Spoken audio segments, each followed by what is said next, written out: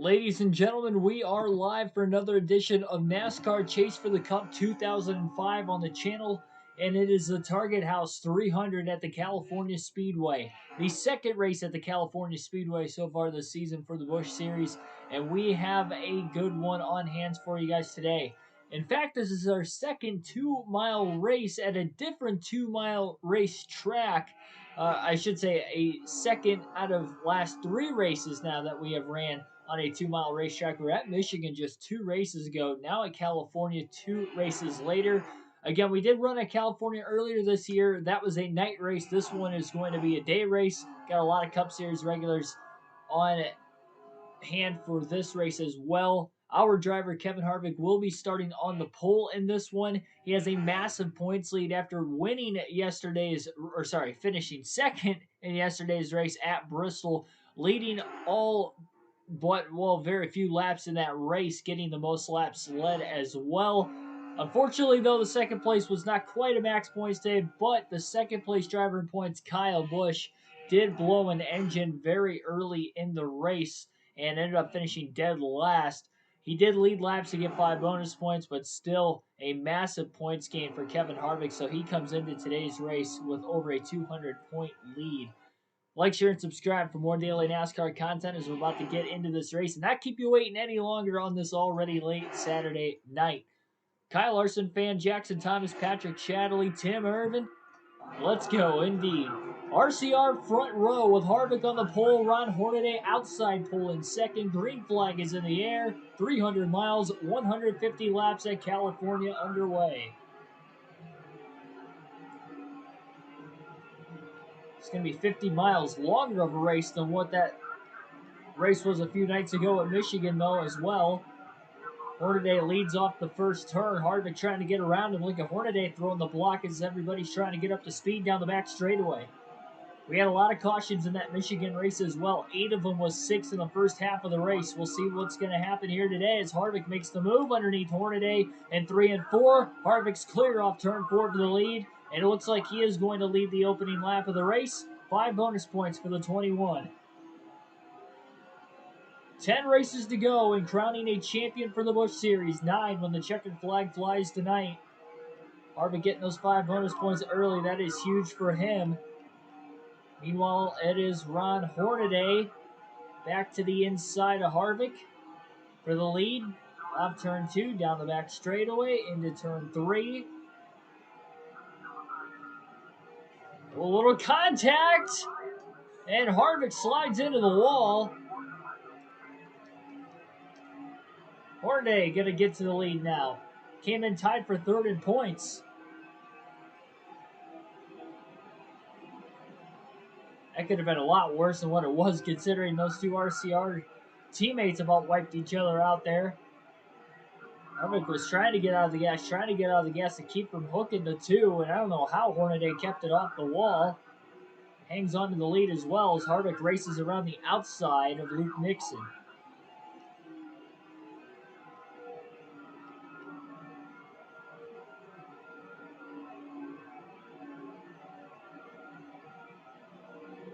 Hornaday going to lead lap number 2 as well, it looks like. Harvick trying to go for the lead. Hornaday with the block. Racing pretty aggressively on his teammate Harvick here early on. Harvick trying the outside. Look at Hornaday trying to squeeze Harvick, but Harvick's going to beat him up there. My goodness. And again, contact leaving the 21 into the wall, and he can't get off the wall off turn 2 either.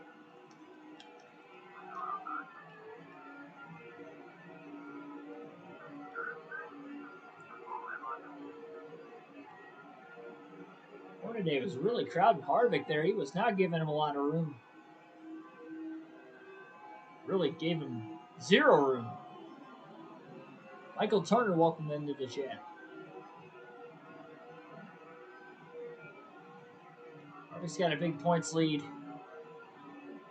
Can be going too aggressive with Hornaday early on here. He wants that lead. He feels faster. Look at how low Hornaday's going to run him now down the back straightaway into 3. Harvick all the way down on the apron, slides up the racetrack, clears Hornaday, but was sliding as much as he did. Hornaday gets an easy run off the exit of turn 4, trying to cross Harvick back over, and Harvick again kind of slaps the wall with that right rear corner panel. Hornaday leads another lap.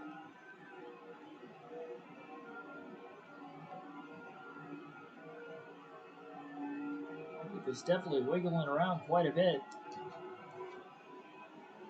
Hornaday just does not want to give up that race lead at all right now.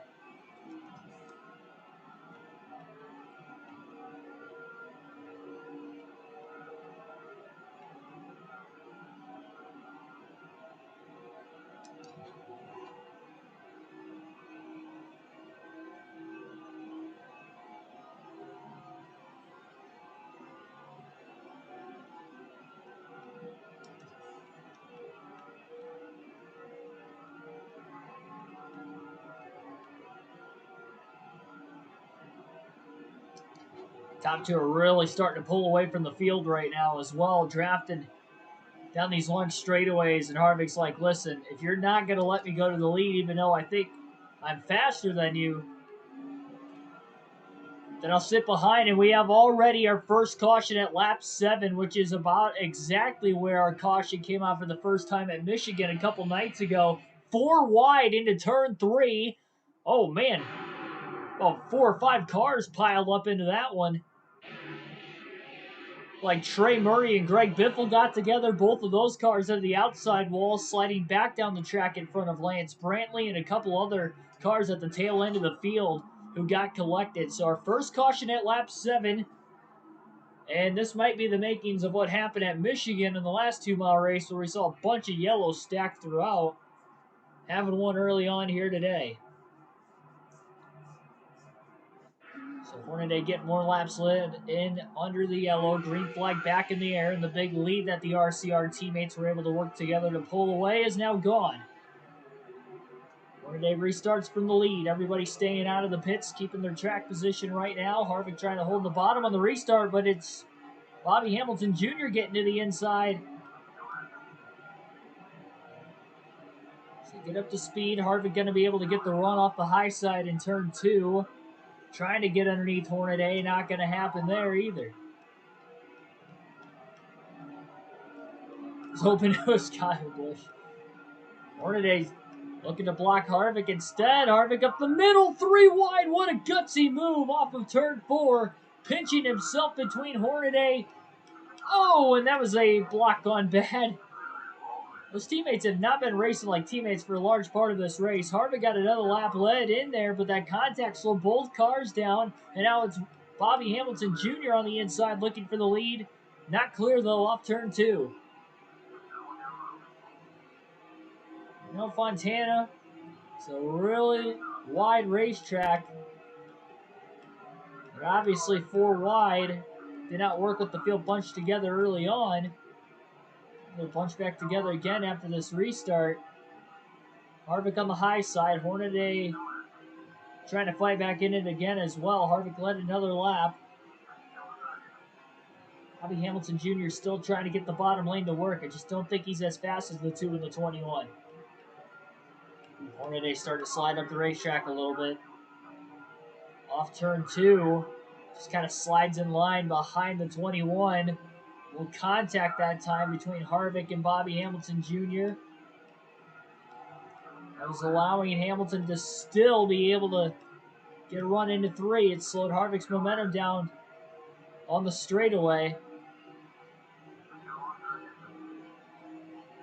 Harvick by about a half a car length out ahead at the start-finish line again. And a little contact now between Hamilton and Harvick into the tri-oval.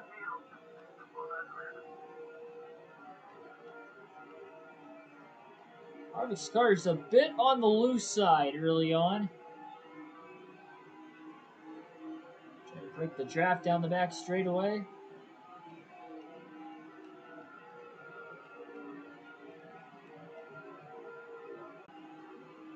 Harvick pulling off the block.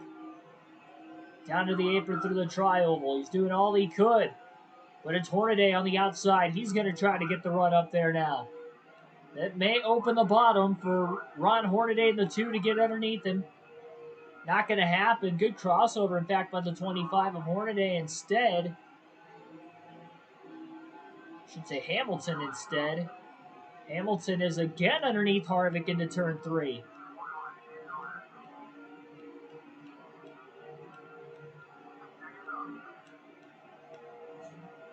Harvick went up the track into the wall.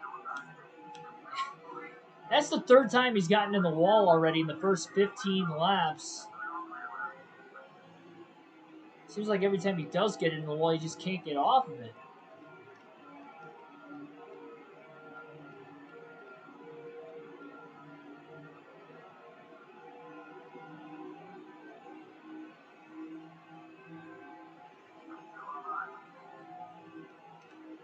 Oh, that time it was Bobby Hamilton trying to pinch down Harvick. The California race earlier this season ended under caution.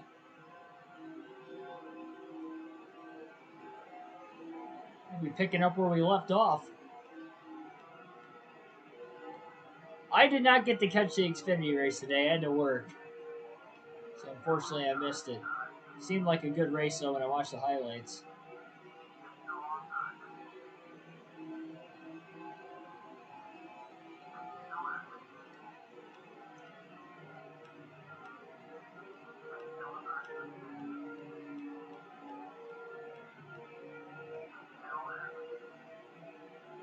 Harvick holds the exit of the corner that time off turn 4 again. Oh my gosh, why is the car so loose in the tri-oval?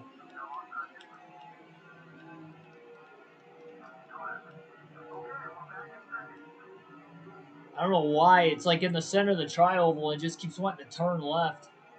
That's why I keep making accidental contact with these guys. Like right there. And there. Wow, that just costed Hornaday a bunch of positions.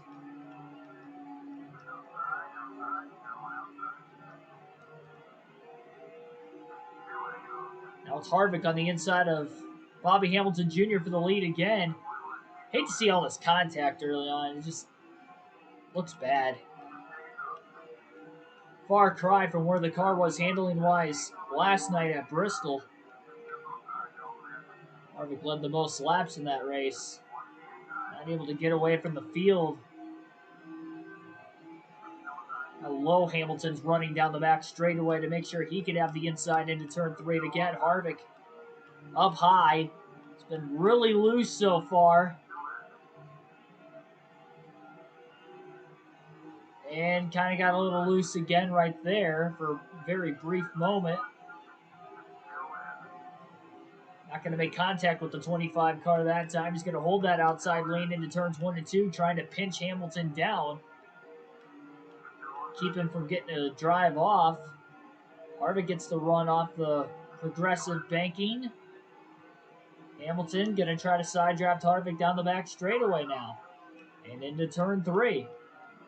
2 by 2 go the leaders. They keep doing this. Could allow that field to catch up from behind.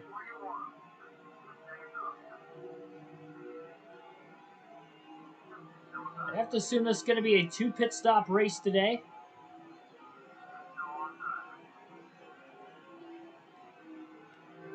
He got close to contact a couple times. You saw Harvick slide quite a bit in turns 1 and 2. That may open the door for Hamilton to clear. Yes, he is. Harvick's got to tighten this car up big time.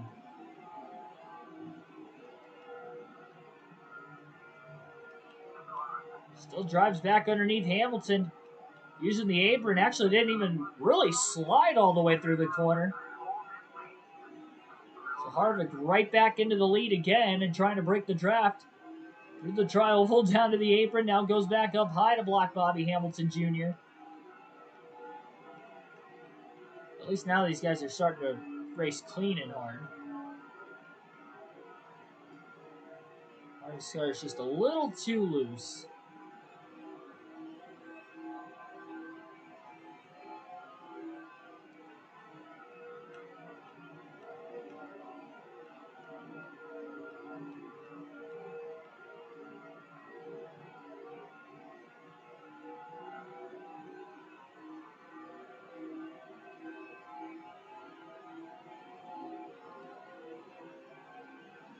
Lap 23. If you're just tuning in, we've had one caution already. I don't think it's my controller. I don't remember being this loose at California when we were here earlier this season. Now, again, this is a day race. First time we were here was a night race. Might have brought a little bit more grip. The car's just like, even down the straightaway, I can't hold it straight. Really hard. It's a little better down the back straightaway, but the tri-oval, even with the little bit, like right there again, just kind of takes off on me. It's hard to catch it. I'm lifting that time. I'm just going to let him go.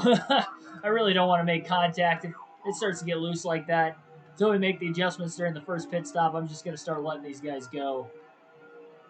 I do not want to wreck the race car early. Hamilton with an aggressive block off of turn 2. He was clear, though. DB Forever 85, welcome to the stream.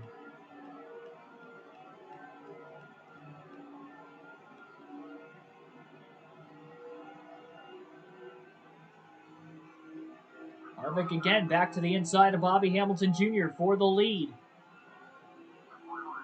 Should have him cleared into turn 1. Oh, no, not quite. And they're both on the wall in turns 1 and 2. Oh, and Hamilton hooked him back. Hamilton trying to get payback on Harvick. After a bad block by Harvick into 1. And here comes both Kyle Busch and Ron Hornaday all of a sudden.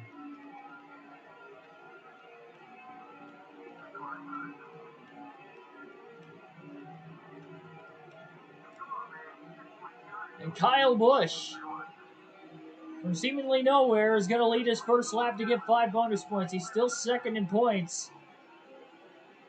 A lot of drivers in it all of a sudden. By the time Harvick gets his speed back, he's still kind of stuck on the outside, and that might allow Kyle Busch to clear. Harvick barely clears his teammate. Look at Busch trying to throw a block. Harvick back to the inside, into turn 3. He's all the way down on the apron. Busch is not giving him any room. Harvick slides into the corner. Busch got a little tight, it looked like. He drove it in too deep as well. Harvick's clear. And again, trying to block Kyle Busch.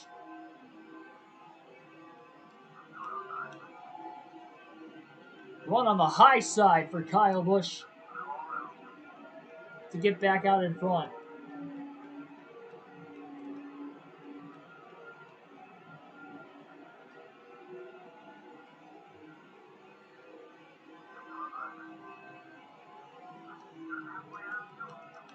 My gosh.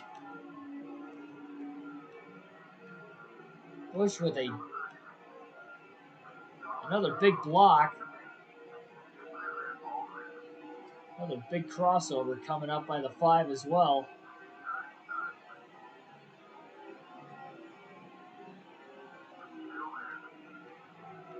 Not only a big block, but the 21 still sliding sideways as well.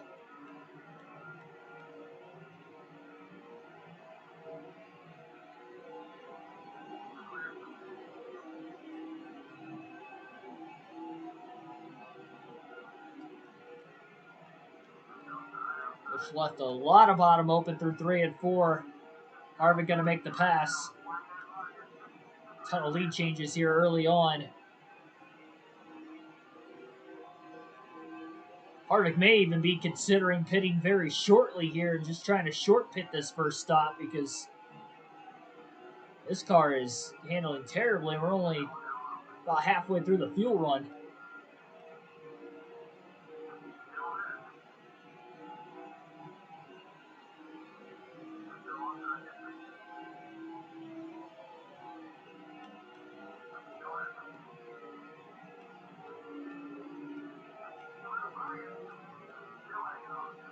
Kyle Busch not going to clear this time off turn 4.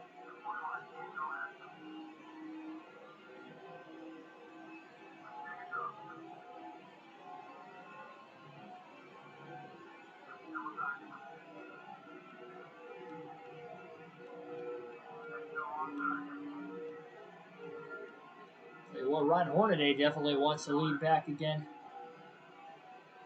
Harvick getting another run off the high side. He's got about a half a car out in front on the high side into turn 3. Kyle Busch trying to take back off on the bottom again. I'm going to side draft the 5 car as much as he can that time off turn 4. Gets him a pole to lead this next lap at the start-finish line. Not by much.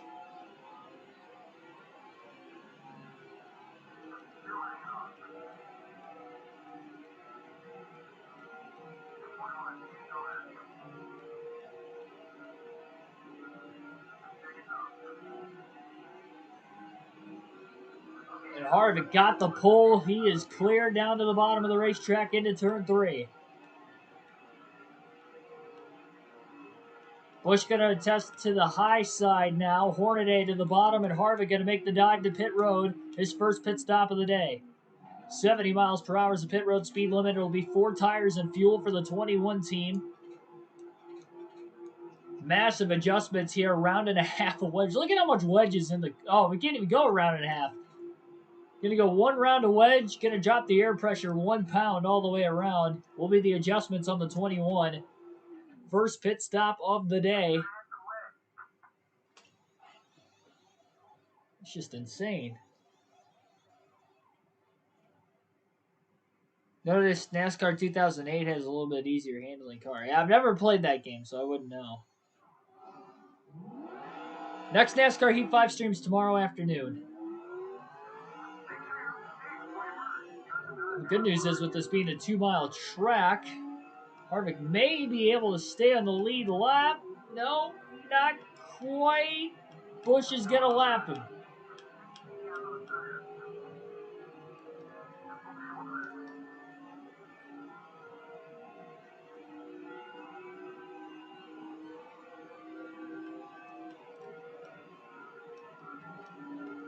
So Harvick is a lap down in 42nd. Kyle Busch leads. Harvick going to want to try to get back on the lead lap as quick as possible here. And hopefully his car is going to be handling better. He does have fresher tires. That'll help.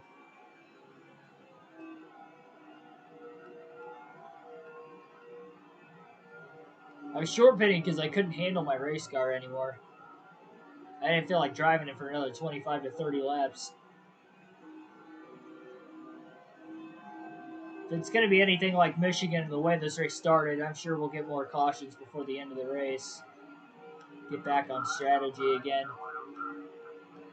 Or it blows right around his teammate on these fresher tires. Ron Hornaday going to quickly try to get around Kyle Busch. Busch trying to throw the block. Harvick just gets underneath him. Kyle knows that this could be a chance if we get a quick yellow for him to get back in the championship hunt. Harvick unlaps himself, though, for now. And now just going to hopefully drive away. These longer straightaways may give an opportunity for those guys behind him to try and draft off of him, but I just think the fresher tires are going to be too much. And benefit with this being a longer oval, 2 miles in length. Allowing Harvick, even though he went a lap down with short pitting there, to only having the top 2 pass him, and obviously no lap traffic so far. We haven't had a long enough green flag run yet.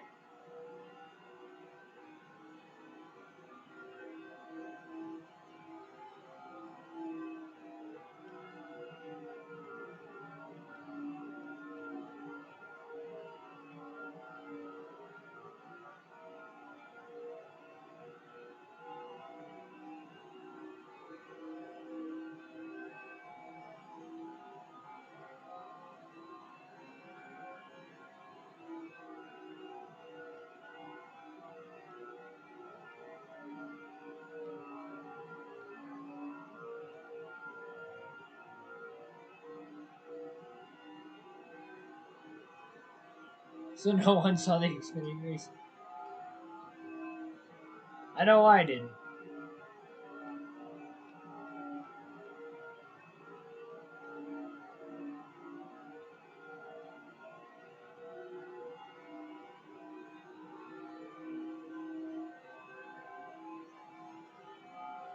That's good to hear, Michael.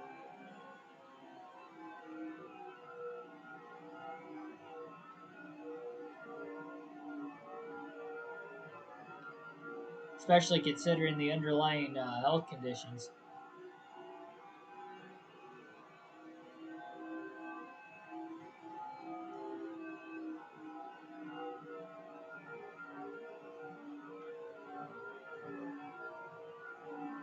Definitely a busy day on the channel tomorrow, as it always seems to be whenever the Cup Series is on the race day and I am not at the track.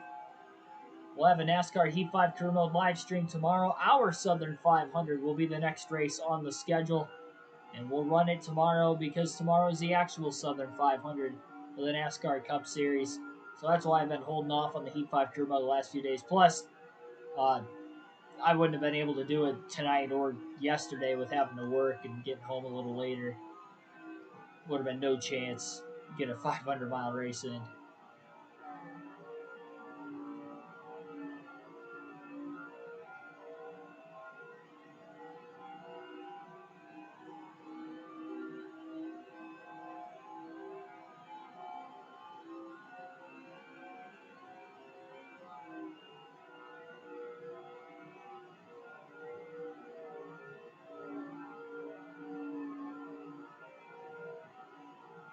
Harvick is definitely quickly pulling away from Kyle Busch. It's a two-car breakaway at the front of the field between Busch and Hornaday. The problem with Harvick not trying to fight for the lead means that Kyle Busch is getting a lot of laps let in here.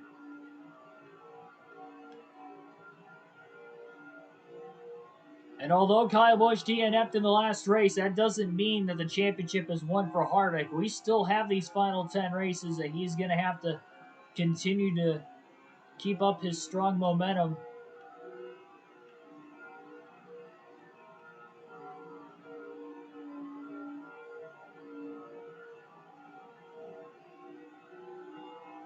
That's a big win for Gragson, considering they're still in the regular season, so that'll be some crucial playoff points. First win of the year.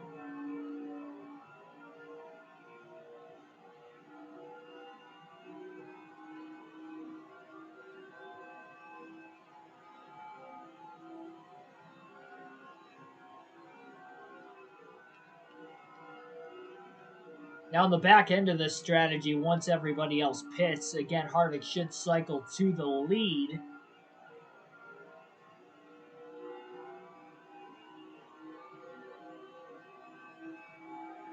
Anything could happen in a full race. That is very true.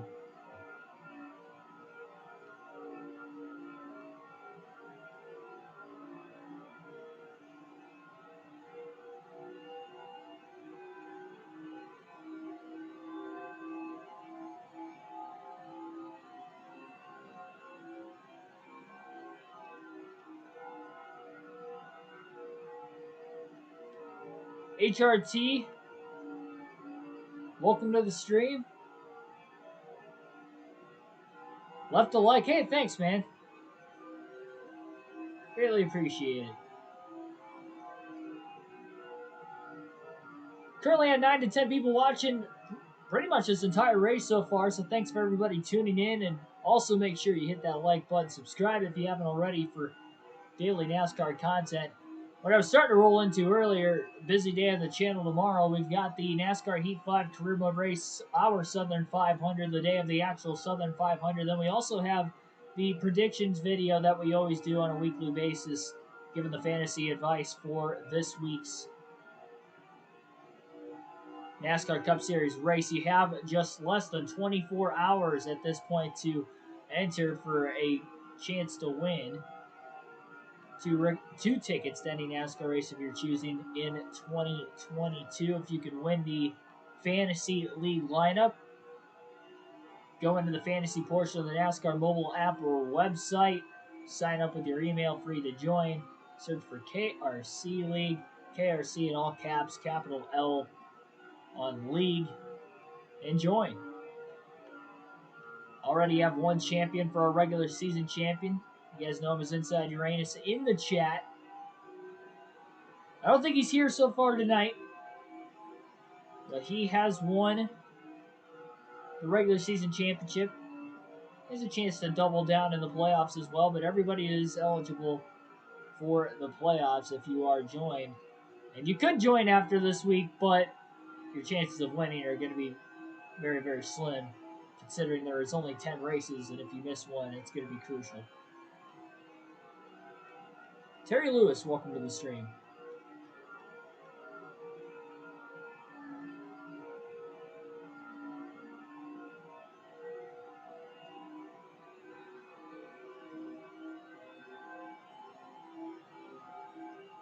We'll say the car is definitely handling better for Harvick right now with these adjustments. Though I will also say he has had a lot of clean air.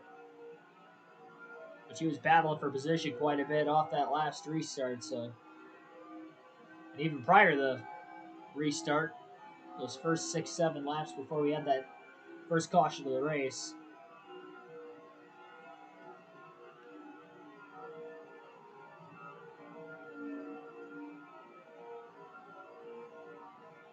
And there it is, caution, lap 46, our second yellow of the day. It looked like it was in turns 3 and 4.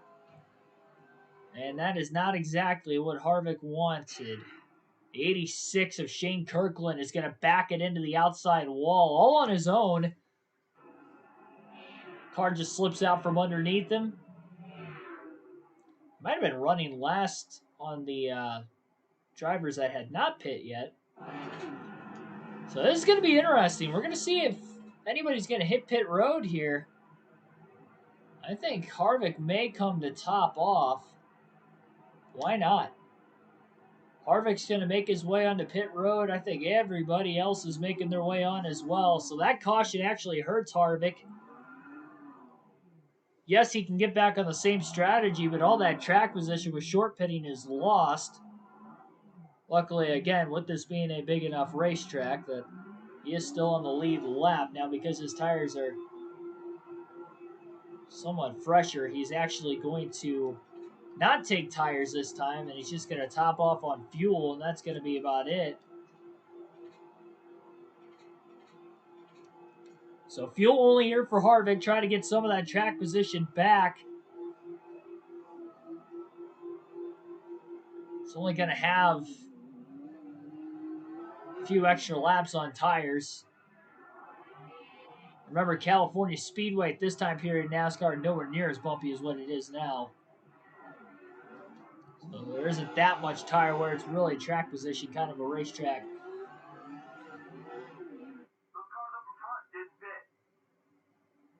Okay, I don't know how true that is, but we'll see. Tucci said that some of the cars up in front didn't pit. Green flag back in the air. It'll be Ron Hornaday restarting from the lead after winning the race off of pit road. I believe he hit the pits. Harvick spinning the tires off the restart. My goodness. Jason Keller making his way back onto the racetrack as well. Can't believe how sideways that 21 car got. I've never seen a wheel spin like that on a restart before. And Kyle Busch quickly gets back to the lead on the restart on Ron Hornaday, almost similar to what we saw at Michigan as well, where leader seems to lose the lead on the restarts getting into turns 1 and 2. And we know this, a lot of the reason, because we just raced at Michigan a couple nights ago.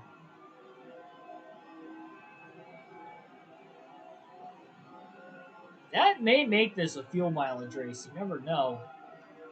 Caution coming out right at that point. And it's our second caution of the race.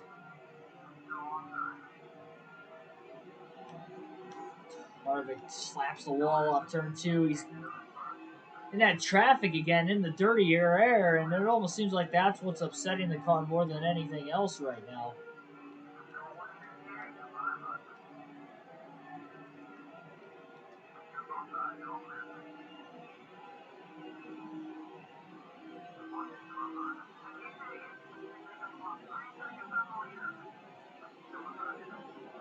Three wide, getting into the corner. Oh, and now Harvick's going to be the one in the middle. Shot to the back of the 10 of Terry Cook, and then he got into the side of him. Another light hit into the outside wall off turn 2 again as well for Harvick.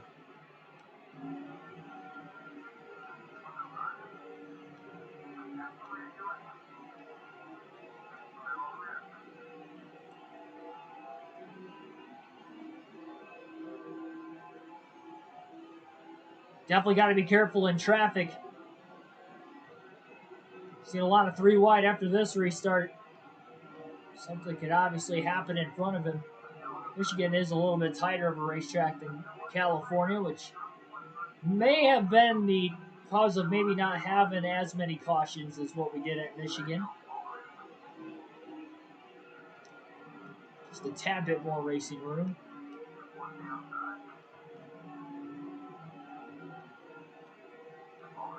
I believe Jason Keller had blown an engine and made his way back onto the track right as the field was going green.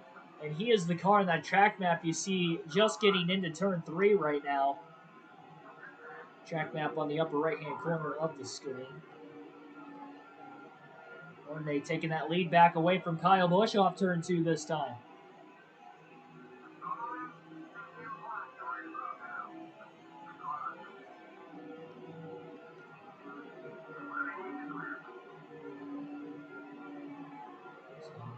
Everybody practically on the same strategy again.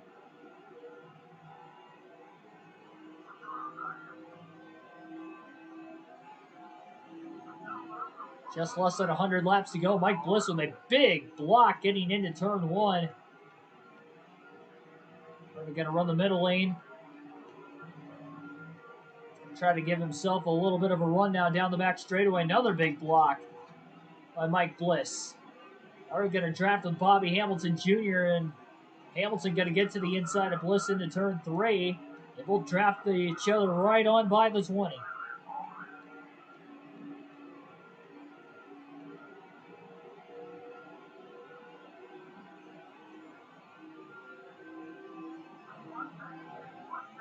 One draft to the back of the 25 down through the tri-oval. That's going to shoot him underneath Dwayne Borland in the 135. Look at Kyle Busch losing a bunch of spots on the outside right now as well. Casey Atwood just moved up right in front of him. Looked like there might have been a tad bit of contact off the exit of turn 2. These guys are scrambling all over the place. How many different lanes are being used even down the back straightaway? Harvick gets by Busch. Oh, contact again. David Green got into the left rear corner panel of Ashton Lewis in the middle of 3 and 4. Lewis checked up the outside lane again. Luckily, Harvick was down low. He's right there with his teammate Hornaday.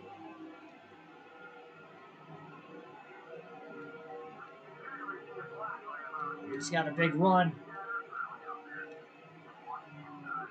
Oh, man. He got out of the gas. He let Hornaday back in line. 37 car was still held up pretty tightly on Hornaday. David Green having a tough time trying to hang on to the bottom lane right now.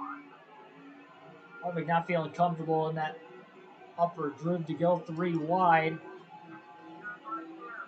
In the tri-oval, Harvick trying to draft off of his teammate, Ron Hornaday Jr. That slow car of Jason Keller is coming up very quickly here. The bump draft to the back of the 2, and they're stacking up a little bit now down the back straightaway.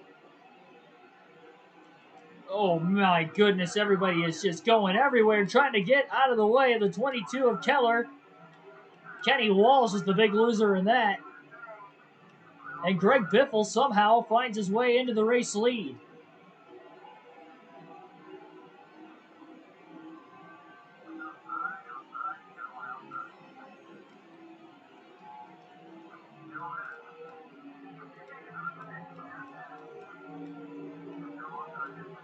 Harvick back past the 25 of Hamilton. And trying to bump draft his teammate.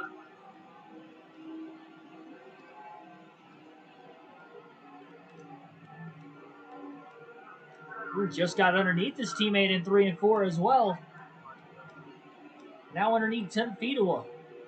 I don't know how, but David Green got all the way up to 2nd place. Harvick's up to 4th. Hornaday on the inside of Fedewa for 5th, and David Green's going for the lead on Greg Biffle in turns 3 and 4. Look at Billy Parker trying to throw a block up high on Harvick. Side by side for the lead again. David Green and Greg Biffle. Harvick has a massive run down the back straightaway. Oh, jeez.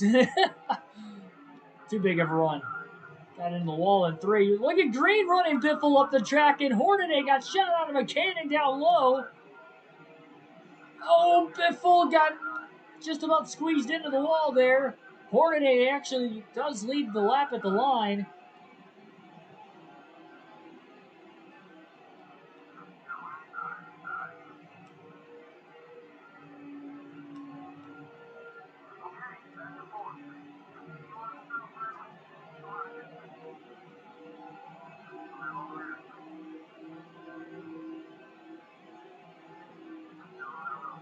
I completely forgot that Biffle was involved in that very first accident of the day as well. That's why he had so much damage, but he's still running pretty quick.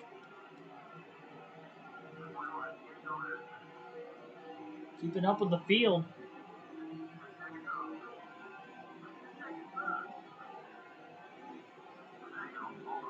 Ron Hornaday leads. Harvick to the inside of David Green for second. Starting to slide up the track. Still clears Green off the exit of the corner. Draft with his teammate Hornaday now down the back straightaway. Hornaday's definitely been a pretty tough car to pass when he's out in front. And somehow, just like the very beginning of the race, we got Hornaday leading with Harvick in second. Crazy how things just kind of cycle back out the way they were running. We'll alternate through the different camera angles for the first time in the race today at lap 64. Do that for about the next 4 laps.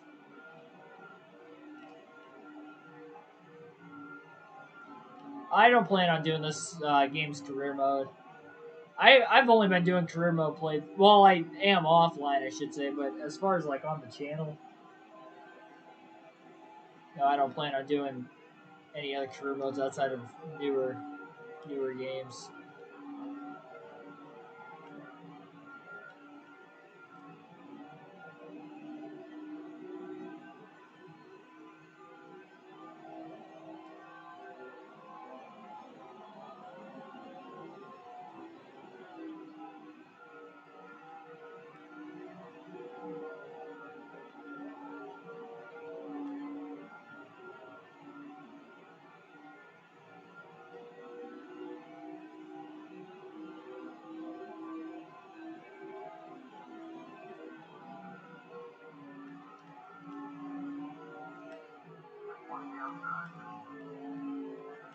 Hornaday up high, Harvick down low off the exit of turn 4.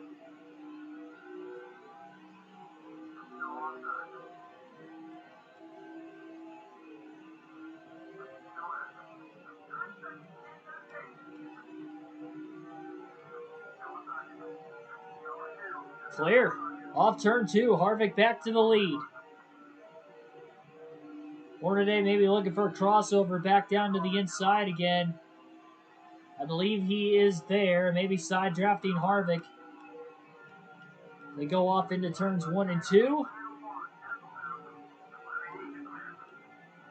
Ron Hornaday back to the lead.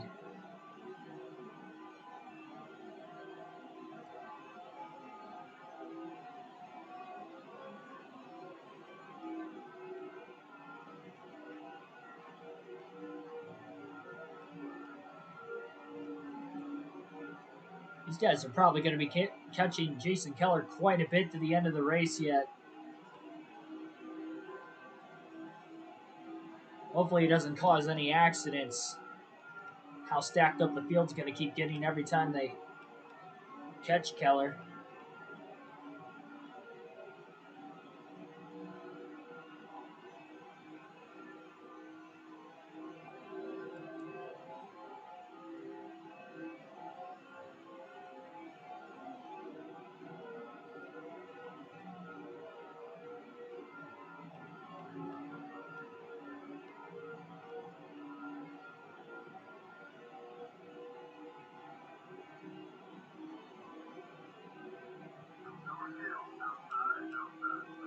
There's the move down to the inside. Keller was there, moves out of the way, and he moves right in front of the 2 of Hornaday. Harvick was coming in hot on the inside lane in turns 3 and 4 after making the move going into the corner to make the pass for the lead on his teammate. Keller was down low and moved out of the way of Harvick at the last second, but because Hornaday was on the outside of Harvick, it was Hornaday who actually got held up. And that quickly gets Kevin Harvick out to about a 9/10 of a second lead on Ron Hornaday. Hornaday's got a little bit fresher tires. So we'll see if he can run him down. Harvick was only really keeping up because of the draft. It's longer straightaways here at the California Speedway.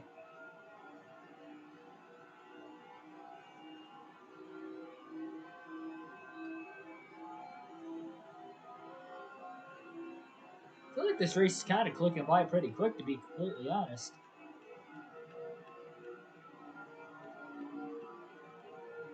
Two cautions for incidents so far. Hornaday's definitely closing back in on Harvick again.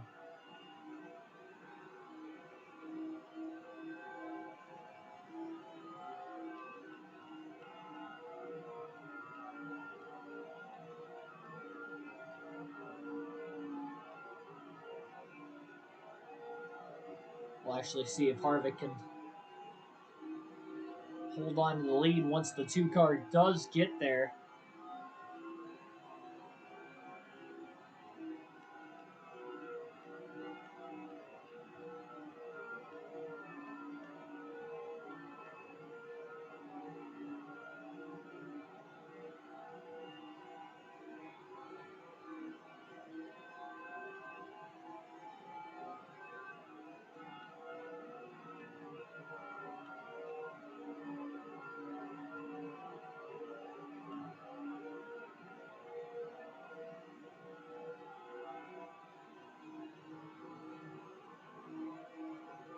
Harvick trying to do what he can to break the draft through the trial, but went down to the apron that time. Pull back in front, but Hornaday had a much better drive off turn 4. Harvick slips up the track in 1 and 2, just a hair now, and Hornaday's on the inside for the race lead down the back straightaway.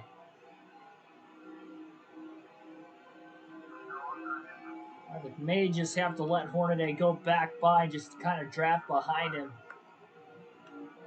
He just doesn't have the car out in front and a little bit older tires. Same amount of fuel in the race cars. Took fuel only under that last pit stop. He's got about 10-15 lap older race tires.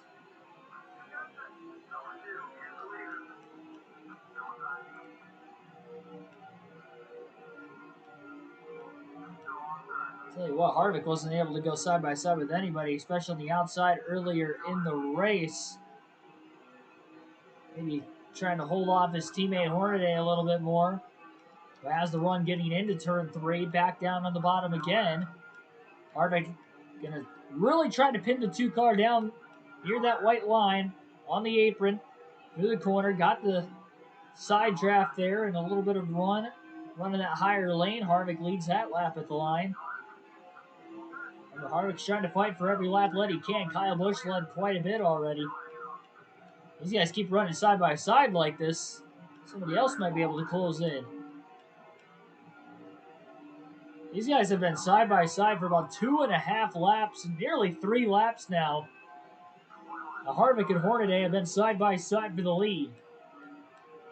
It's a great battle going on. Harvick on older tires, still holding strong on the outside. Pinning that two car down enough in the corners. Hornaday side drafting back though. On the straightaways, a little contact, got to be careful.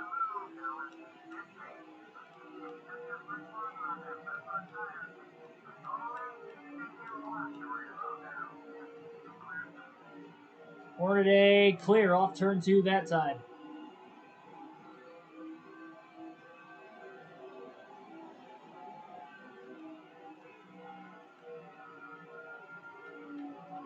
That contact broke Harvick's momentum just enough. And allowed for somebody to finally clear him. Harvick now back to the inside of Hornaday. Takes that deep dive into turn 1. Harvick back to the lead again. And as he walks back up the racetrack. Hornaday again with the crossover. Got that lap car, Jason Keller, coming up here pretty soon as well.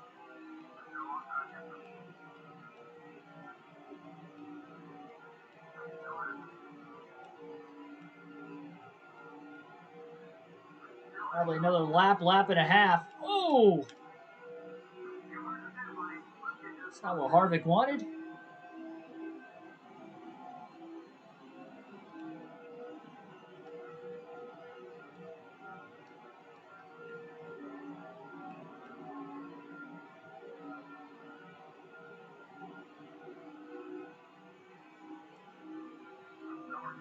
'21 trying to get back inside the 2 again. Hornaday ran him all the way down to the apron down the back straightaway.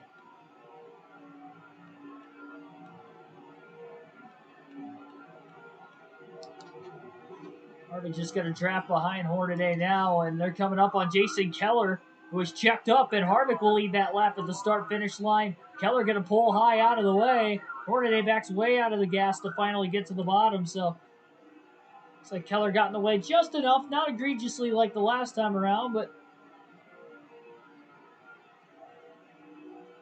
Harvick gonna make the pass. I am off on Labor Day, but that's only because I have Mondays off anyway.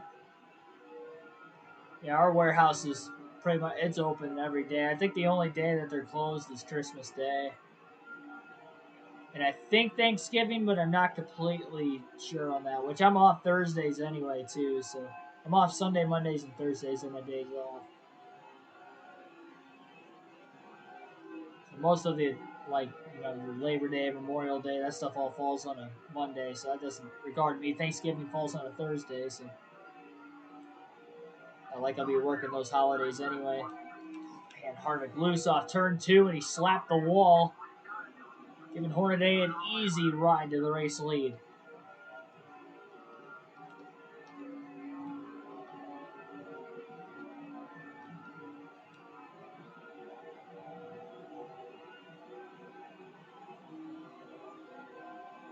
Lap 80.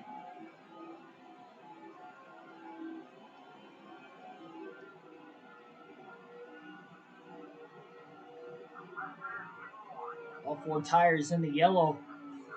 And Harvick just kept going up and up and up the racetrack, and he couldn't hold on to it anymore.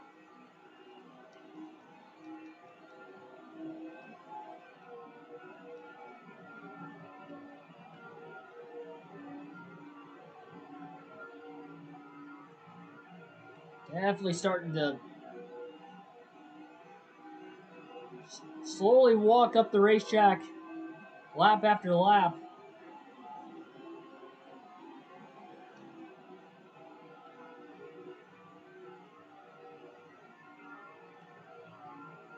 Trying to go to the high side. Hornaday almost put himself in the wall.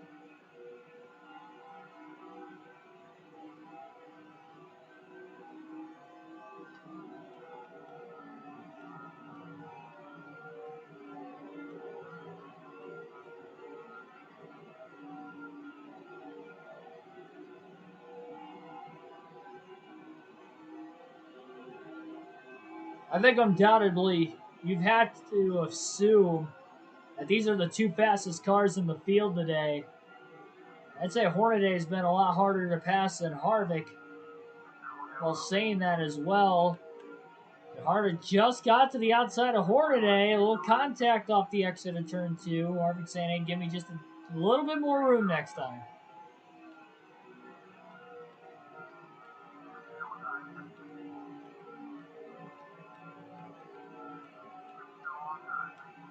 Well, in the middle of that, I don't think Hornaday gave Harvick any extra room that time.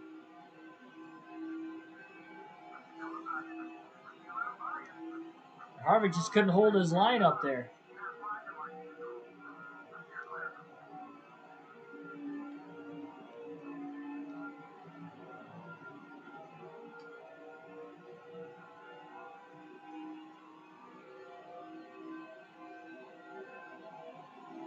Harvick's doing about everything he can right now.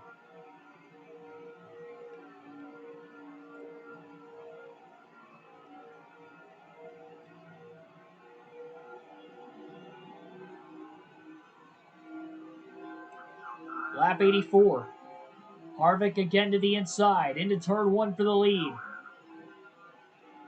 Clear into the corner that time.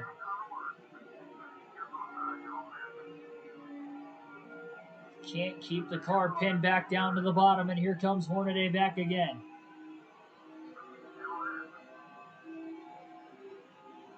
Hornaday all the way down low.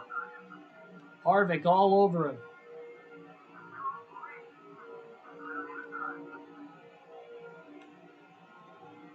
Harvick side drafting Hornaday off the exit of 4. Gonna get another lap let in, barely by inches at the line.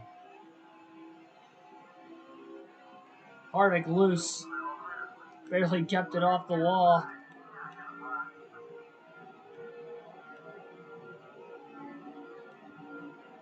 So lap 85.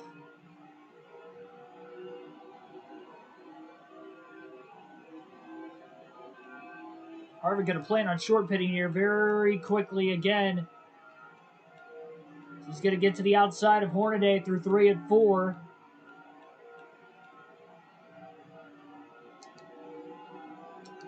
He's going to draft behind him through the tri-oval this time around.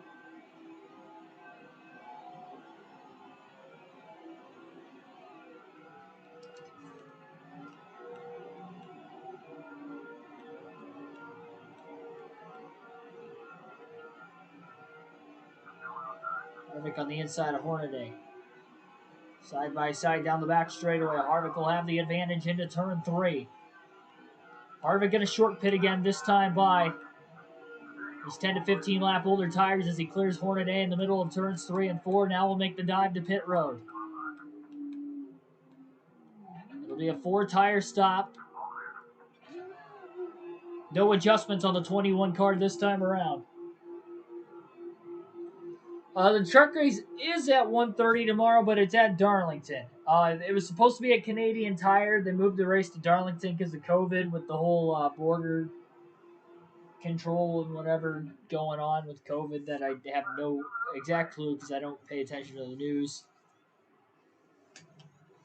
Not enough of it, at least, to really know. I would imagine it was going to be harder for the teams to get up there with it being out of the country. So they moved that race to Darlington this weekend. Oh, Harvick on fresher tires again. Just like last time he was in this situation. He's going to come a lot closer to cycling back to the lead. But still not going to quite... Sorry, not cycle to the lead, but cycle back on the lead lap. Dark Crypto, welcome to the stream.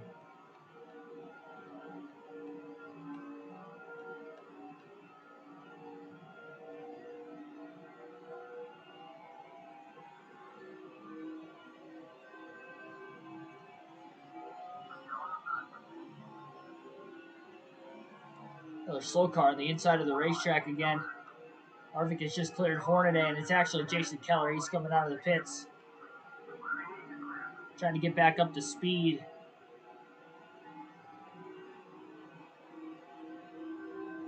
Harvick back on the lead lap. Keller very slow. Harvick going to get to the outside of him.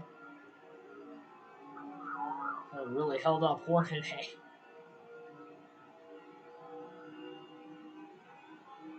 No, again, the Truck Series is not at Canadian Tire tomorrow.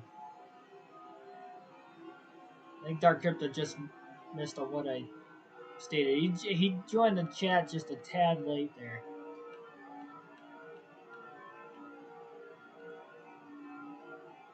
Truck Series is at Darlington tomorrow.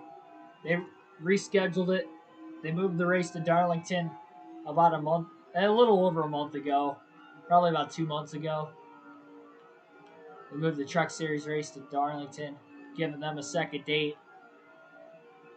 It was going to be tough to get those Truck Series teams up to Canada with COVID going on and the race being out of the U.S.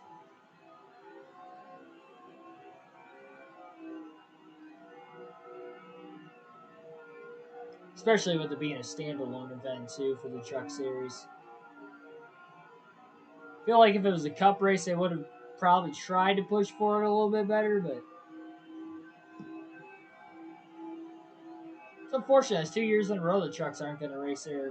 They put on some really good shows. Crazy finishes like every time they race there, too. Feels like it's every time at least.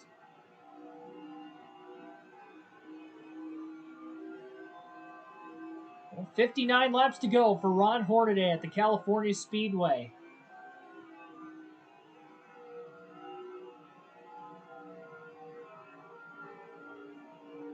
Two cautions so far in the race.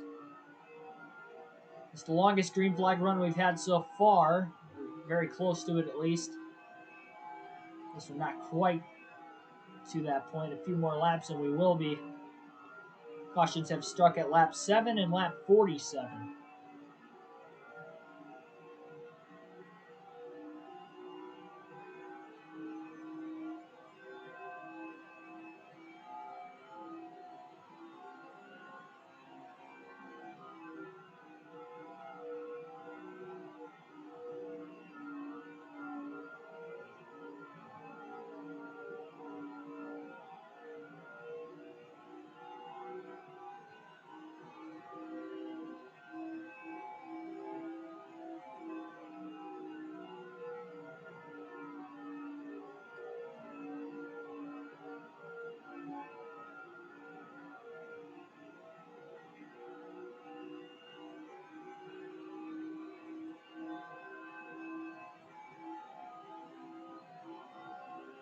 Another slow car on the inside of the racetrack in 1 and 2 with a blown engine. It's Lance Brantley in the 109 car. At the moment we continue to stay green.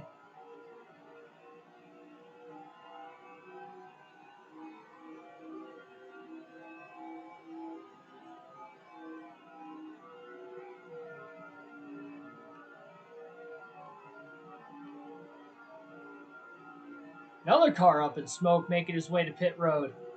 That might have been Dwayne Borland in the 135 car. So 2 drivers have blown an engine in less than a lap. One of those tracks that's very tough on equipment. Really cranking those RPMs up on these longer straightaways, especially going down into turn 1. That curved longer front stretch compared to the back straightaway.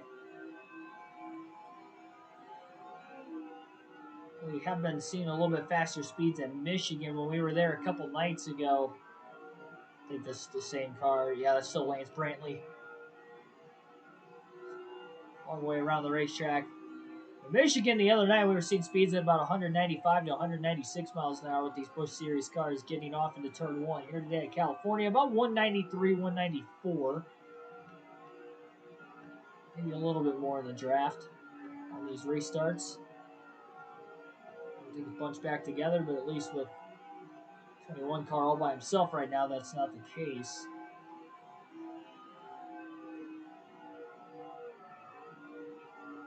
Back straightaway a little less on the speed as well compared to Michigan. Now the back straightaway into turn 3.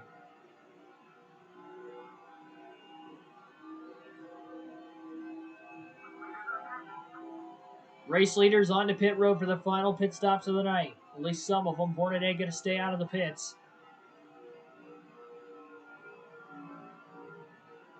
That's Jason Keller up here again.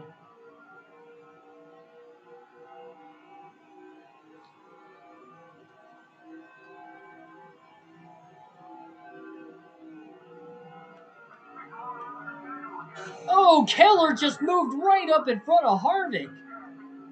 What was he doing there?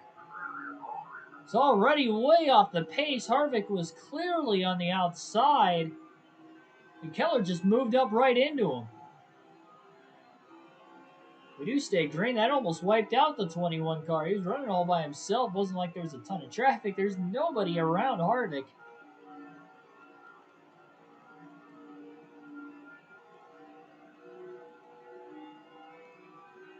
Last lap was like 9/10 of a second slower than the previous lap just because of that contact with Keller. I don't know what that was all about.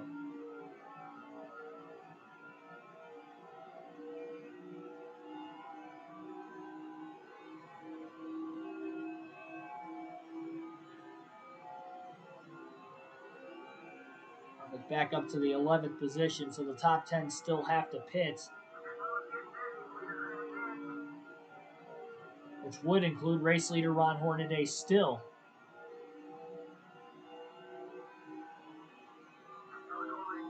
Well, after Harvick pit definitely had a decent sized lead.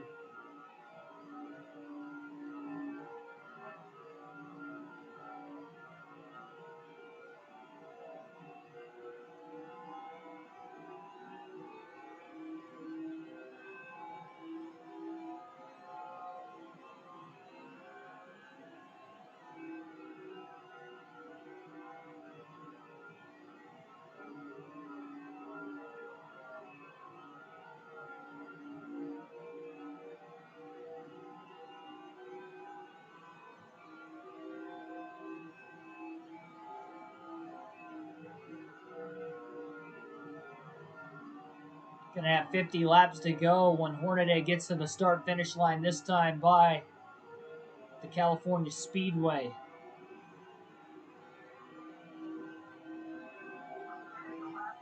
And once he pits, it'll be Kevin Harvick who will be the new race leader. Hornaday making his way onto pit road as we speak, giving Greg Biffle the race lead, who's already led a couple laps here tonight. He'll lead another one. Middle of green flag stops.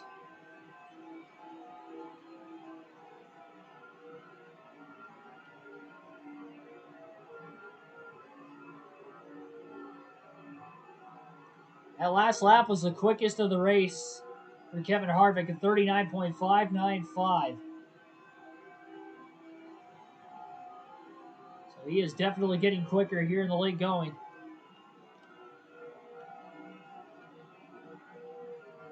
Greg Biffle now making his way to pit road off of turn 4. Trey Murray, he was involved in that first accident with the Biff. Definitely didn't keep the track position like Biffle did, though. It's going to go an eventual lap down. Everything cycles through. I guess he had a technicality already be a lap down. It's not the race leader in front of him yet. Now it is into turn 1. The official lead change will be coming very shortly, and we'll see how big of a lead Biffle's gonna have, Harvick will have over, if I had to guess, Ron Hornaday Jr. About a 9.2 second lead, and Hornaday has about 10 lap fresher tires. Well, actually, by the time he pitted, about 15 lap fresher tires than Harvick.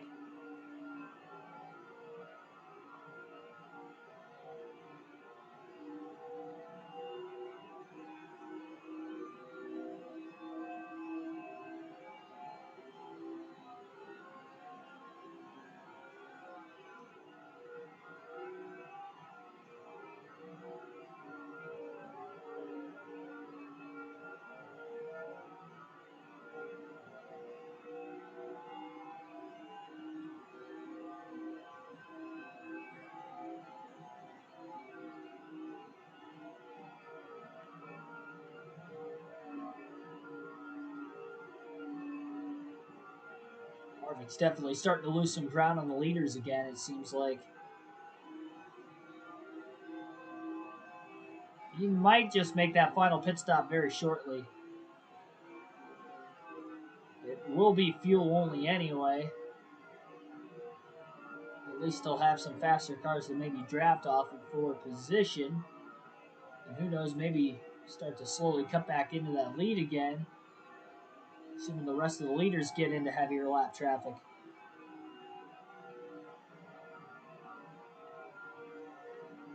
See, the only issue with that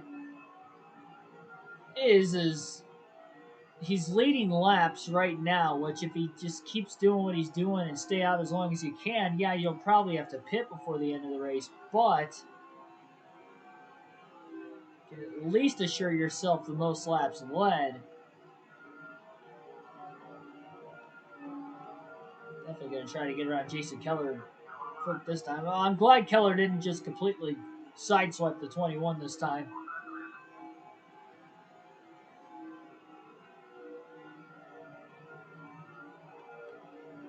Shane Kirkland, he brought out that second caution of the race for a spin.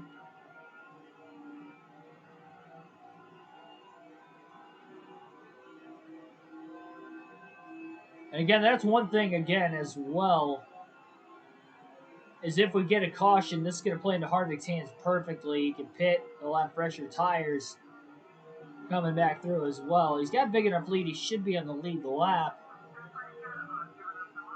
With pitting, I don't see why he wouldn't.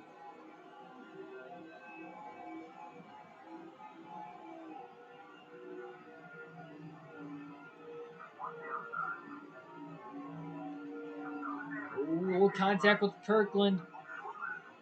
Kirkland brushes the wall off turn 4 as well.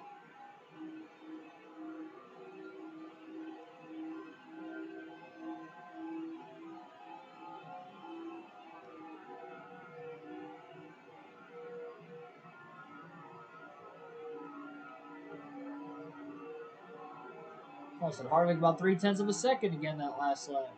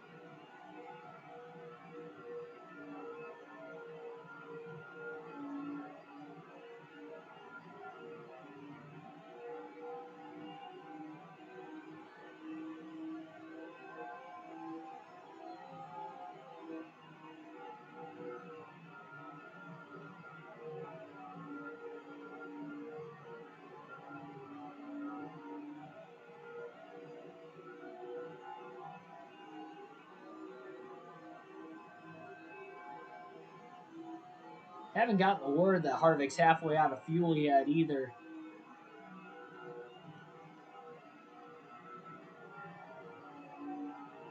I don't know how far officially these guys could go on fuel, only because Harvick hasn't tried to stretch a full fuel run yet. Remember, right, the cautions played out somewhat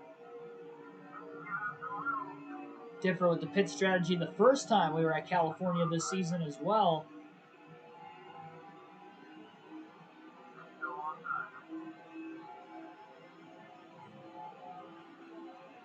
Tell you what, this race had the makings to be a sloppy race like Michigan, having that first caution at lap 7 and having 8 of them total at Michigan just 2 nights ago, but it's okay.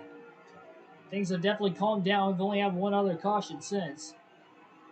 And we have 40 laps to go this time by Kevin Harvick.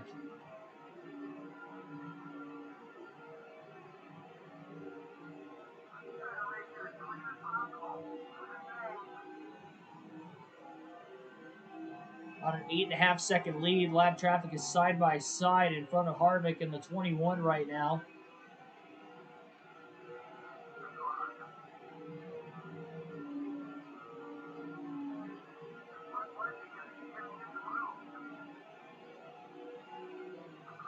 Yeah, I would say that they're definitely giving Harvick a little bit more room later in the race, excluding Jason Keller, I guess. But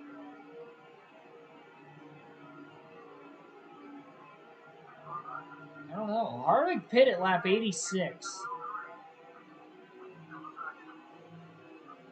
Halfway on fuel, lap 112 at the start-finish line. Practically right when he hit half a tank.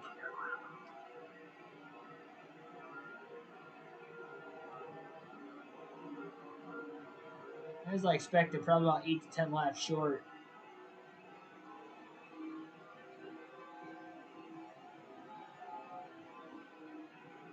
Although I think we're going to get a caution, there's no guarantee.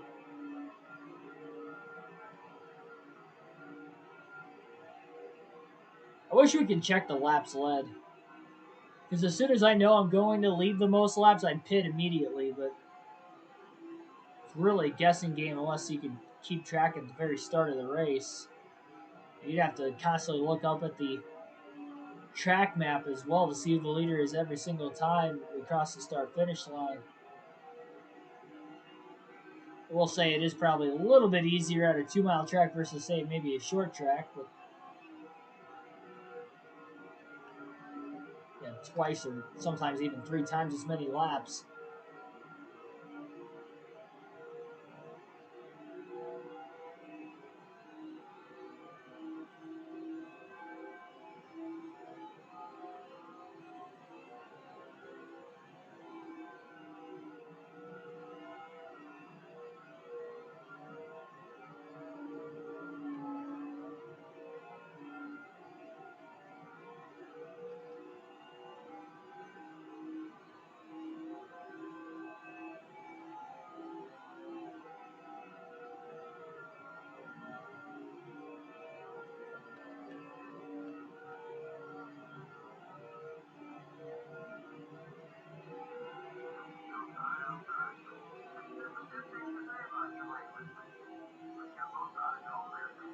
At least we're getting a bunch of skill points. Not really beneficial for the season championship, but helps me unlock some other paint schemes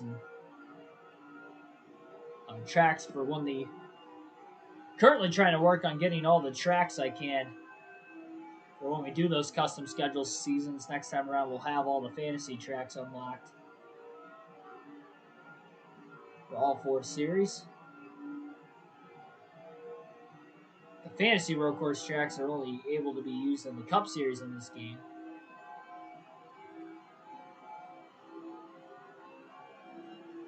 Except the lap traffic's been about 3 wide up there for almost a full lap. Now they merge off turn 2. Back to single file, it looks like.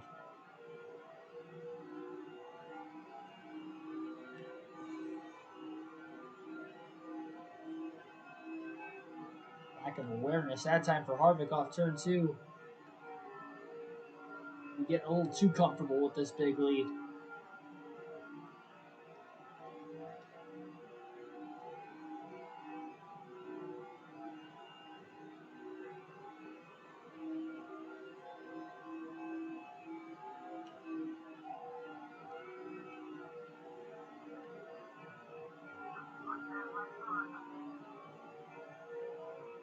Front end of the yellow now. The other tires are soon going to follow. Harvick makes that dive to pit road. He's definitely going to have to make sure he does not lock the tires up at all. And he's going to make his way down now. He doesn't want to wait any longer. Just in case this goes green. He made sure he didn't lock the tires up at all, because it will be a no tire stop. And it's going to be about a half a tank of fuel, which is going to be plenty to make it to the end.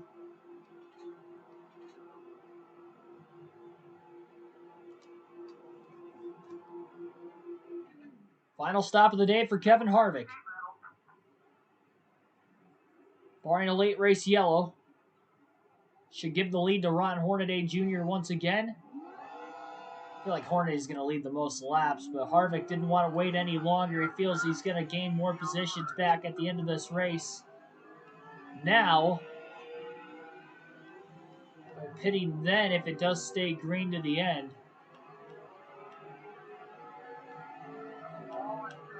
Drifting his way off of the apron now. I don't know why it's still doing that. Kind of did that when we were on older tires in that one restart earlier, too. So just less than 26 seconds off the lead for Harvick as he gets up to speed in California. He'll cycle out the 19th position with 32 laps to go. We know he's got a fast car. Every little bit of contact's not going to help anything as he makes contact with Jimmy Hill in the 116 now.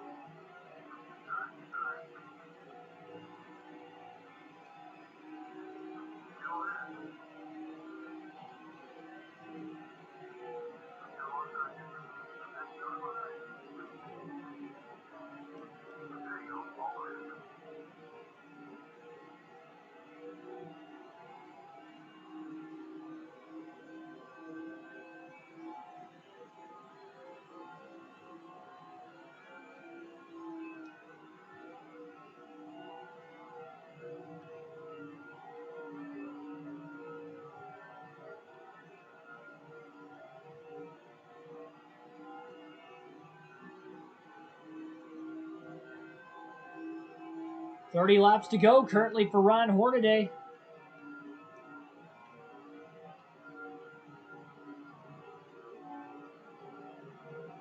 Johnny Sauter, Manny Brown just up ahead.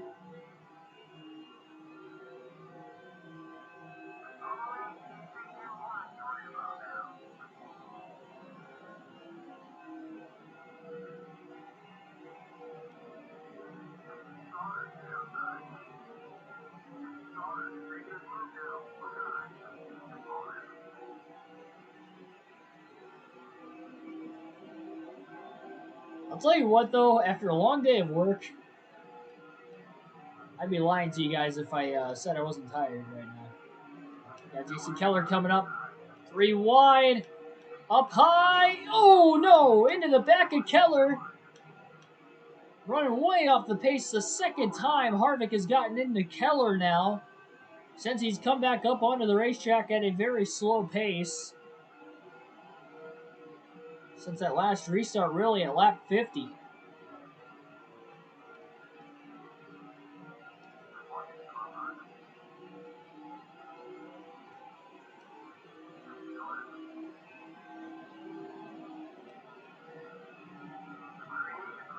The main problem that time was that they were 3 wide getting into the corner, and Harvick was on the outside where Keller was, so he had nowhere to go. And he tried to just back out, get to the middle. It was just a tad too late. He got into the left rear of Keller that time. And at least Keller didn't change his line that time and just completely sideswiped the 21 like he did the previous time they were near one another. Probably sliding around these older tires as it is. Still got a fast race car though.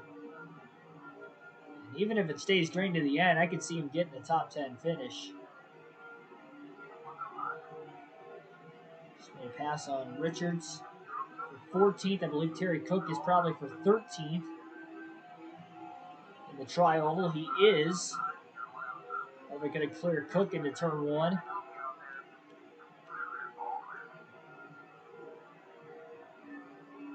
I'll tell you what, it may be frustrating for Kevin Harvick if he actually does somehow get close to Hornaday without winning this race. You wonder, maybe he should have picked the same time everybody else did.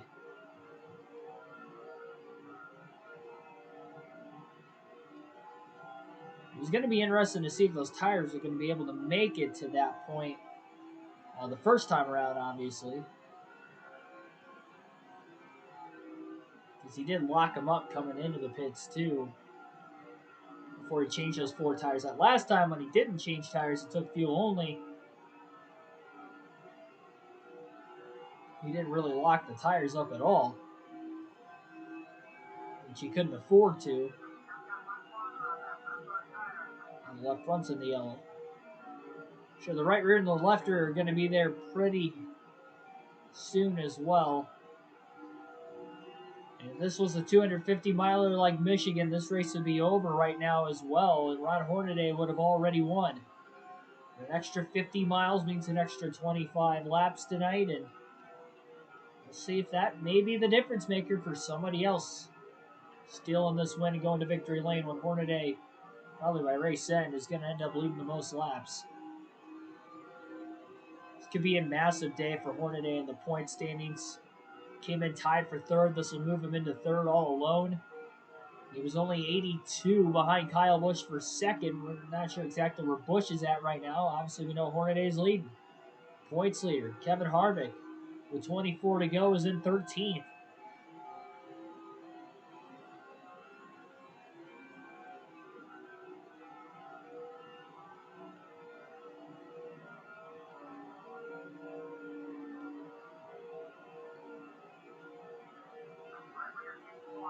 There goes the right rear into the yellow. I give it no more than 2 to 3 laps at the very most. That left rear is going to be in the yellow as well.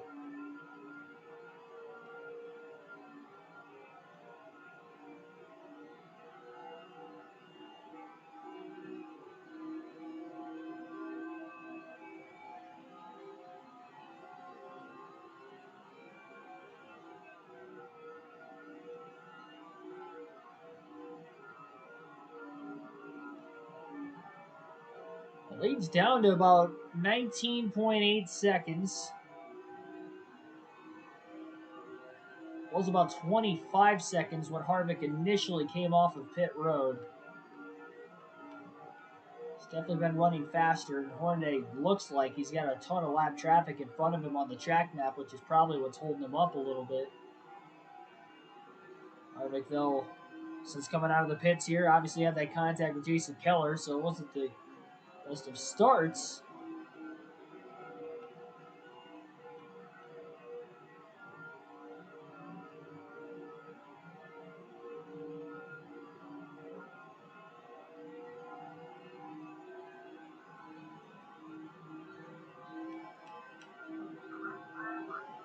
Here goes the left rear down into the yellow now. Castleberry in the 138, for position as well. Harvick clear off turn 4, he's up to 12th. Jason Keller slowing up again. That's going to allow Harvick to go 3 wide under Hermie Sadler and Mike Bliss into turn 1, and Harvick's now back inside the top 10. It's either catching Keller in a perfect spot every time he gets to him, or the absolute worst spot possible. Lead is to 18.3 seconds. 20 laps to go this time by.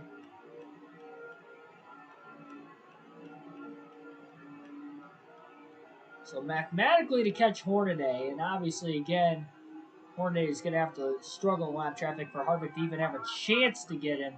With 10 laps to go, he's going to have to be within about 9 seconds of Hornaday.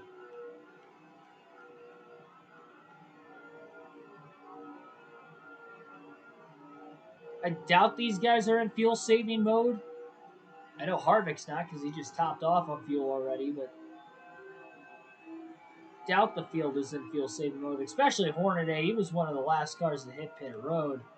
There were only 3 other cars that stayed out longer than him. One of them was Greg Biffle in the 60.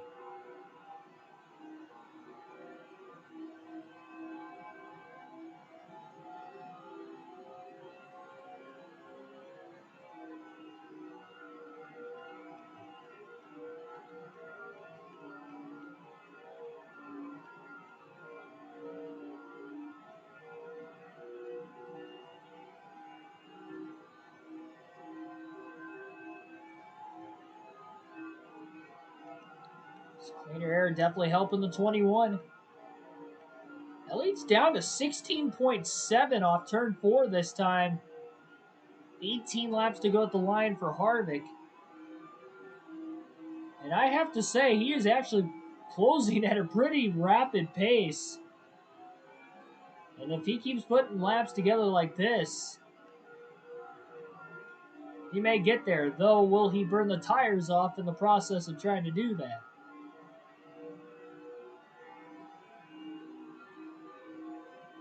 Only thing he may have to really worry about,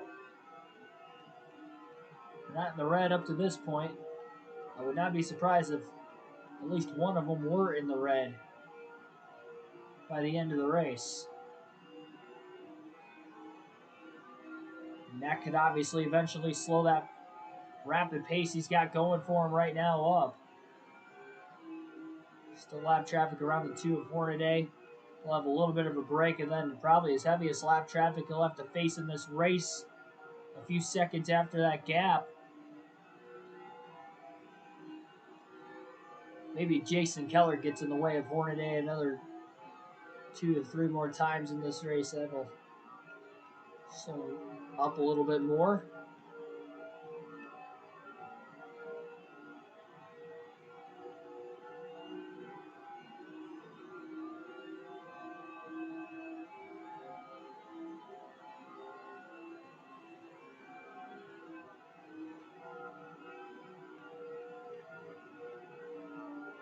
Oh, we got trouble. Turn 2, car on the wall. We do stay green. No caution. We have 16 to go. Hornaday's coming to 15 to go this time by. I think David Stremme might have been the car that got into the wall there. Just trying to get his way back up to speed. Harvick's going to try to make a quick pass on him. And Harvick never had to check up at all either because He was far enough behind it. We just saw that tire smoke up near the outside wall. Lead down to just less than 14 seconds into turn one. David Stremme, Kenny Walls, both for position. Harvick drives past Stremme. Stremme going to try to hold him tight, side draft him as much as he can. That little block there by Harvick. Drives it in deep underneath Wallace. Harvick to 8th. At least with every spot he's gaining here, ladies. Gaining more points.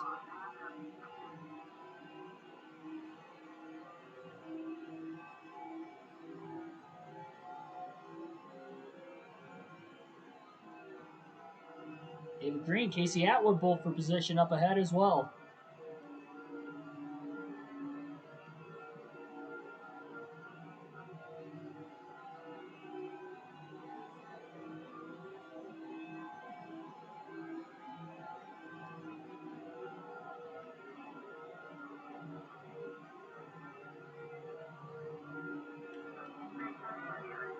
Atwood trying to cross David Green back over. Harvick going to go 3 wide to the inside. Into the tri-oval, they are 3 wide for 6th place. 7th place, I guess. 22 car, Jason Keller all the way down low. Harvick going to go high to quickly get around him. Keller pulled right in front of Atwood. I guess David Green wasn't for position, but Atwood was, I'd have to assume. I think Ashton Lewis is for position. J.J. Yaley might be as well. Yaley had a 3rd place finish at Michigan 2 races ago and a 6th place finish last night at Bristol as well. Asked for 6th on Lewis that time off turn 4 for Harvick as he tries to close in now on Yaley. I didn't think he was really going to have much of a chance to catch Hornaday late. But he is going to try to give it a run for his money, but now Yaley is going to try to block the 21. Harvick going to go to the outside into turn 3 for 5th place. Definitely notice since getting inside the top 10, these guys are getting a little more racy. Plus, it was in the final 16 laps or so as well. Getting closer to that checkered flag. Harvick clearing the tri-oval. He'll block Yaley now at the start-finish line.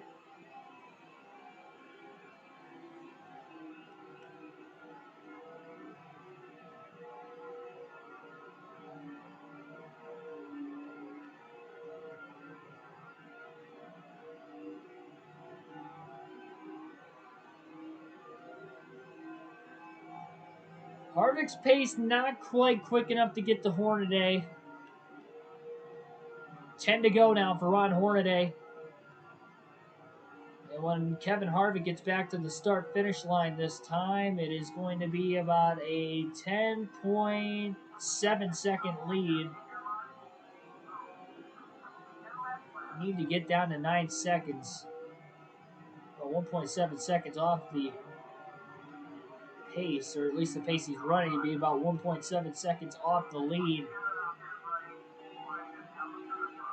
Coming to the checkered flag. Those cars were lapped down. Good thing that Harvick got around him down the back straightaway. After this one more car up here, I don't know if it's a lap car or if it's for 4th place, but there's going to be a decent sized gap. And again, a reminder, we had 4 cautions in this race earlier in the season, or at least at California earlier this season. It was a 300-mile, 150-lap race like this one. It was under the lights, though. This one in the daytime. Ashton G, welcome to the stream.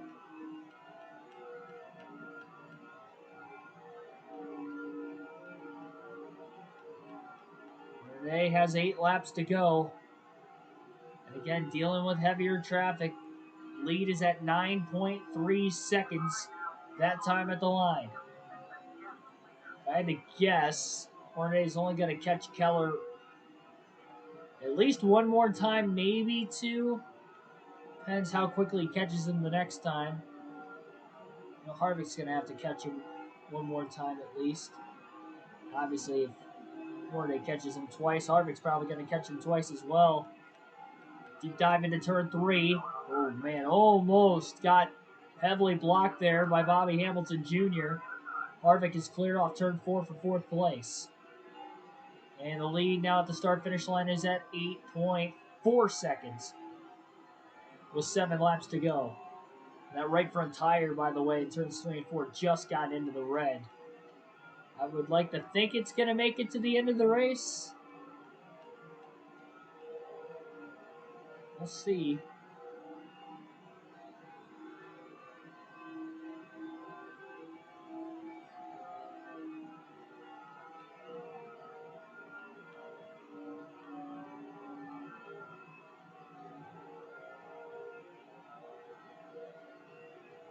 Definitely going to keep him from running at an even quicker pace. Just has to keep getting around the lap traffic the way he has at least for about the last 10 to 15 laps. Which has been about as perfect as he can.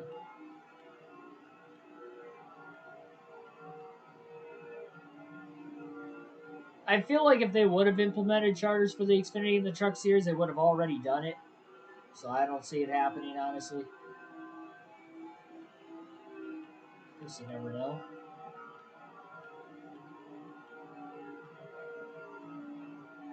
Oh, somebody on the pit road. Shane Kirkland. He's going to be short on fuel. Got a couple drivers already in the pits as well. 5 laps to go in California. Somebody just coming out of the pits. So, again, that caution way back at lap 47 might have put some of these guys in a fuel situation. Harvick came down early knowing he was going to be about 8 laps short or so on fuel. He was probably in the worst situation of anybody, but he pitted early knowing he couldn't make it to the end. That's why he's gaining a lot of time now, because these guys might be saving fuel he knows he doesn't have to save. We got 4 to go now for Hornaday. It's still not even up to second place yet. It's about 6 seconds off the lead. Man, Hornaday really backed his pace off a ton into turns 1 and 2 that time. Might have some drivers coming out of the pits as well that could be holding him up. Maybe Jason Keller held him up another time as well that allowed Harvick to close about a full second in less than a half a lap there. Which means Harvick's going to have to catch Keller as well. Shane Kirkland going to move out of the way as he's getting up to speed after making his way out of the pits. It's going to be a 5.1 second lead at the start-finish line. 3 laps to go for Ron Hornaday. There's Jason Keller just up ahead. It'll be the next car that Harvick's going to have to pass. Go to the outside in turns 1 and 2.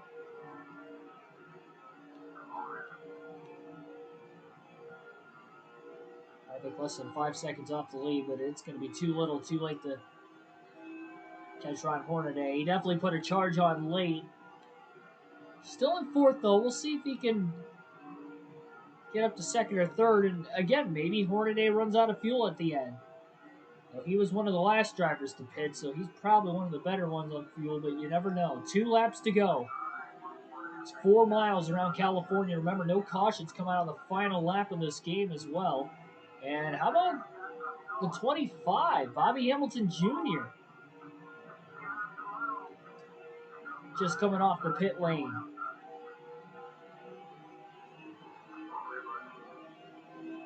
Hornaday backing it off quite a bit into turn 3 again that last lap. Billy Parker, I believe, is 4th position up here. Might be Greg Biffle just ahead of him, and I believe they're both for position if that is the case. White flag in the air, 1 lap to go for Ron Hornaday. 3.6 second lead. Harvick trying to get underneath Billy Parker, I believe, for position. Parker going to block him off into turn 1. Harvick looking for more points here. He is the points leader coming in. These guys battle. Who knows if Hornaday's got enough fuel to the end. Harvick just slides underneath Parker.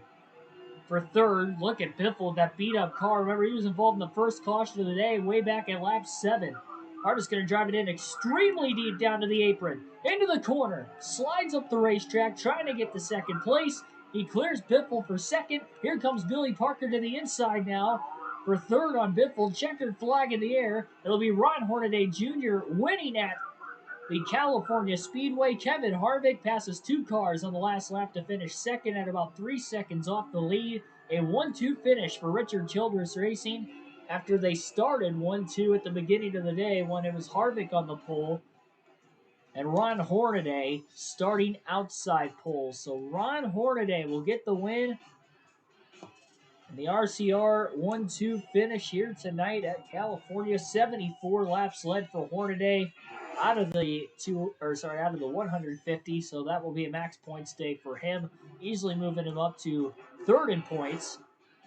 Again, Harvick led 43 laps, finishing second. Greg Biffle had 5 laps. Great run, great rally to finish in third nonetheless after, again, that early accident back on lap 7. Billy Parker with a great run. Led a lap as well, finished 4th. David Stremme rounds out the top 5. Hermie Sadler 6th. Tiny Buchanan 7th.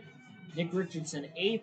Eddie Hammock 9th. And Daryl Bradford rounds out the top 10. Kyle Busch finished 11th. He led 23 laps today. 5 bonus points there. Back-to-back finishes outside the top 10 for Kyle Busch.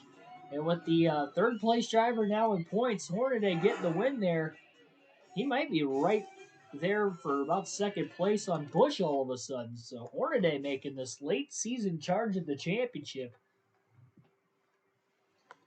We'll take a look at those updated standings right here, right now. Next race will be at Richmond for the Emerson 250. We'll be at least a few nights away from that. We will definitely be going back to NASCAR Heat 5 for at least the next few nights. I should say tomorrow is going to be an afternoon stream. Again, with the Cup race starting at 6 tomorrow evening, we'll end up racing tomorrow afternoon on the channel for the NASCAR Heat 5 career mode, and it will be our Southern 500. It'll be an earlier afternoon start, anywhere from noon to 2 o'clock, with 2 o'clock being the very latest. But the closer I can get it started to noon, the better. And I got a lot of chase play points. Gotta catch up on that.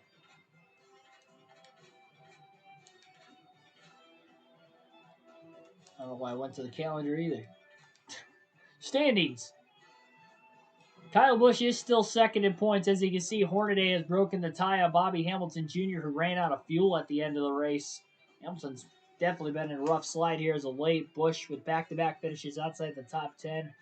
DNF had a blown engine 2 races ago at Bristol, and then an 11th place finish tonight at California, despite leading 23 laps earlier on in the race. But again, Harvick with over a one race lead in points on Kyle Busch with 9 races to go. Still no DNFs this year for Kevin Harvick. And hopefully he can keep it that way. Before we get out of here, I want to check to see what the last 9 races are, because I'm not sure with this being the 04 schedule for the Busch Series. We go to Richmond next. We already know that. That'll be the second time at Richmond. Then we go to Dover for a second time. Then we go to Kansas for the first time. Then we go back to Lowe's Motor Speedway, Charlotte for a second time. Old Spice Speedway for a second time. Oh my goodness, that's going to be a long race again. It was 200 laps the last time. Dairyland 350. Why am I have a bad feeling that's going to be even more laps than 200 like it was the last time. I hope not. That was almost a 3-hour Busch race. And then we go to Atlanta for the second time.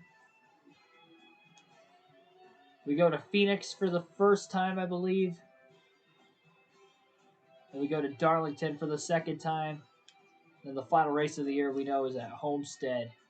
First and only trip at Homestead on the season. So those will be the final 9 races of the year. Like, share, and subscribe for more daily NASCAR content. I'm tired. I'm going to go to bed. I'll see you guys tomorrow. And, again, anywhere from noon to 2 p.m. Eastern Standard Start Time. And then we'll have the NASCAR Fantasy Podcast following right after that Heat 5 live stream for our Southern 500. Before the actual Southern 500. So hopefully you guys enjoyed. Have a good rest of your Saturday night.